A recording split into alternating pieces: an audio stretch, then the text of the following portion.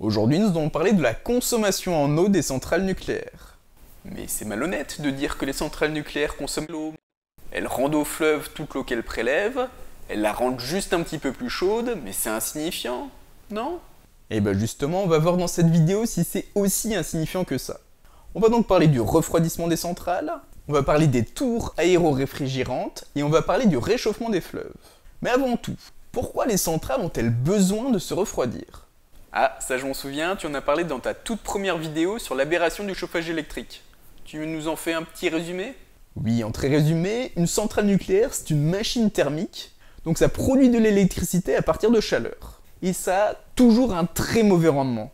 C'est-à-dire que pour 3 unités de chaleur, on obtient une seule unité d'électricité, et le reste de la chaleur est perdu et doit être évacué.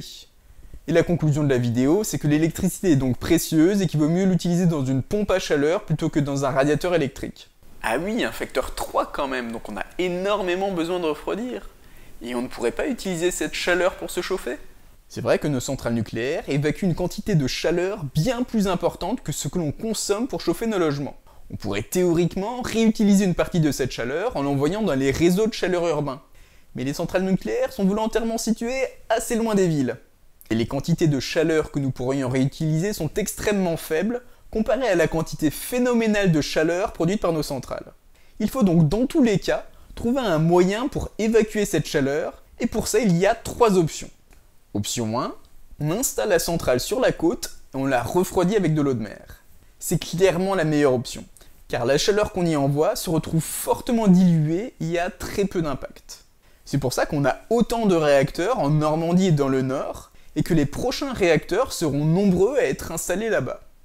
Option 2, on installe la centrale en bord de fleuve et on réchauffe le fleuve en refroidissant la centrale. Ok, soit on réchauffe l'océan, soit on réchauffe le fleuve, je vois pas de troisième option. Eh bien l'option 3, on installe la centrale en bord de fleuve, mais on utilise une tour aéro-réfrigérante pour refroidir la centrale en faisant évaporer l'eau. Un peu comme on se refroidit en transpirant. À ton avis, c'est quoi le mieux quand on est en bord de fleuve? Évaporer l'eau ou réchauffer le fleuve? J'imagine quand même qu'il vaut mieux récupérer l'eau, même un peu plus chaude, plutôt que l'évacuer dans l'atmosphère, non? Eh bien en fait la réponse est clairement tranchée, et non. Il vaut mieux évaporer l'eau. Mais il te manquait une donnée physique du problème. Avec 1 mètre cube d'eau que tu évapores, tu peux évacuer autant de chaleur qu'avec 540 mètres cubes d'eau que tu réchauffes de 1 degré. Prenons l'exemple du Rhône. Pendant la période de l'année où son débit est le plus faible, son débit est de 1000 m3 par seconde. Et il y a 14 réacteurs nucléaires qui utilisent le Rhône pour se refroidir. 6 utilisent des tours aéro-réfrigérantes et 8 réchauffent directement le fleuve. Mettons que, en plein mois d'août, les 14 réacteurs nucléaires tournent à plein régime. Et la température du fleuve augmenterait de 4 degrés et son débit diminuerait de 5 m3 par seconde. Ah oui, 4 degrés, c'est pas rien quand même. Après, c'est un scénario théorique. En plein été, on n'a jamais tous les réacteurs qui tournent en même temps, car c'est la période où on fait les maintenances et où on recharge le combustible pour garantir une disponibilité du parc qui soit maximum pendant l'hiver. Et pendant l'hiver, le débit du fleuve est plus important, donc la chaleur des centrales y est mieux diluée. Dans la réalité, même les centrales avec une tour aéro-réfrigérante réchauffent légèrement le fleuve, puisqu'une partie de l'eau qui passe dans la tour est renvoyée vers le fleuve pour éviter l'accumulation de boue. Et inversement, les centrales sans tour aéro-réfrigérante déclenchent quand même de l'évaporation, surtout que la température se retrouve bien plus élevée de leur côté du fleuve. En pratique, les centrales nucléaires du Rhône causent une augmentation de sa température de 1,2 degré en moyenne annuelle, et de 1,6 degré sur les 18 jours les plus chauds de l'année. Et c'est vrai que ça a un impact sur la faune et la flore, et c'est pour ça qu'EDF doit réduire sa production en période de forte température. Mais il obtient des dérogations quand il y a un risque pour l'équilibre du réseau électrique. En tout cas, tu comprends mieux maintenant pourquoi on préfère évaporer un peu d'eau plutôt que de chauffer les fleuves. Et c'est pour ça que toutes les autres centrales françaises refroidies par des fleuves utilisent des tours aéro-réfrigérantes. C'est pour limiter leur impact sur la température des fleuves. Mais du coup, c'est peut-être pas si négligeable que ça non plus, les consommations d'eau de nos centrales.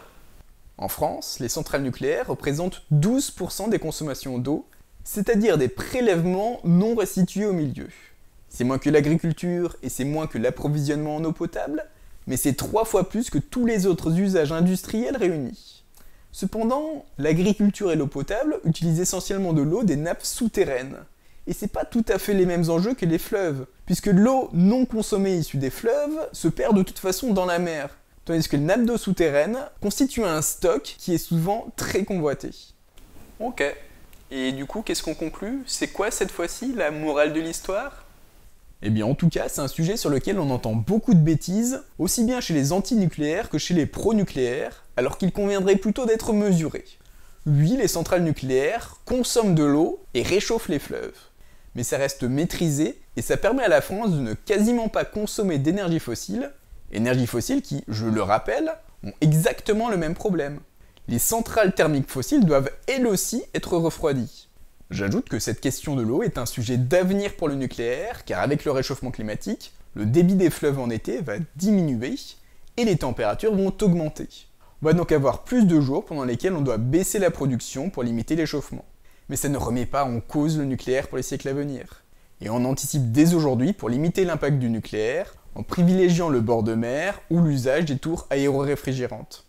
Et oui, le réchauffement climatique va entraîner une montée des eaux et les centrales nucléaires en bord de mer seront plus menacées. Mais c'est quelque chose dont on tient compte quand on construit une nouvelle centrale nucléaire. Rassurez-vous, les ingénieurs y ont pensé.